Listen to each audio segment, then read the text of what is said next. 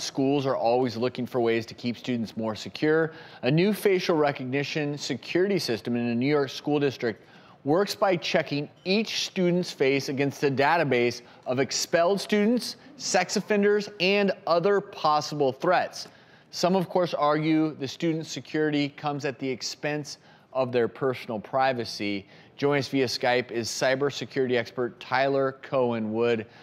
Dr. Strohman's going to continue with this conversation. So I'm curious how this facial recognition system works and if this is something we're going to see more of, you think, throughout the country. This security system is something that we're already seeing all over the country. It's used for TSA, it's used in many other countries, and this is definitely something that we're going to start seeing more of in schools. And how it works, there's multiple ways that these systems can work.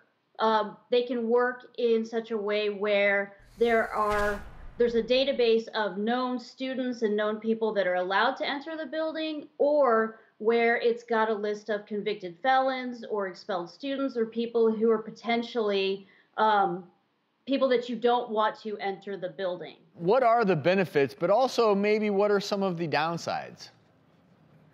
Well, the benefits are, if the system works the way it's supposed to work and there are absolutely no issues with the system, the people are there, if they see someone who's a potential suspect and they're able to stop that person, then it's great. But there's a lot of downfalls too. The system's extremely expensive and it doesn't always work properly. And of course, you also have potential privacy issues. These are kids that we're talking about. Well, that's my question to Lisa. I mean, legally, can you force the kids to participate in this, or would this have to be a program where they have the option to opt in or opt out? Well, that's a great question, because I think that all of us should know that we have facial recognition software that's running on our computers at any given time. Facebook is famous for being able to look at what we're looking at on the screen at any time. So it's used without knowledge often, and I would suspect that the schools will get around having to get consent for it. Obviously, Ms. Cohen said that they're already using it in various schools. I don't think it's right, but I certainly think that it's going to be able to happen. And Tyler, according to some reports, these programs don't always work as well with racial minorities or women. Do you agree with that report? That report is accurate.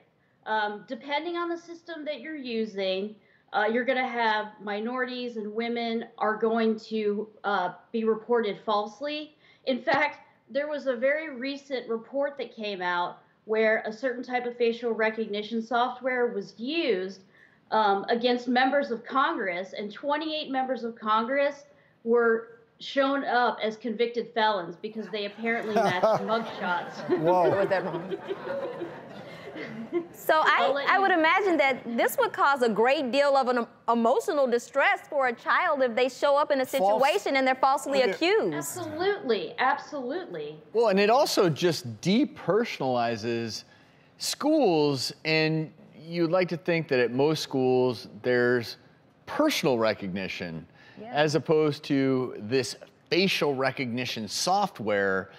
I mean, this software just seems so impersonal, and I don't know how I would react as a student walking into school using this. I don't think it's been perfected, but you know, at the same time, we have a real duty to protect our kids in school, and something has to be done. We've had too many horrific events happen. I guess now most places have metal detectors to deter things from happening, but you can get around that as well.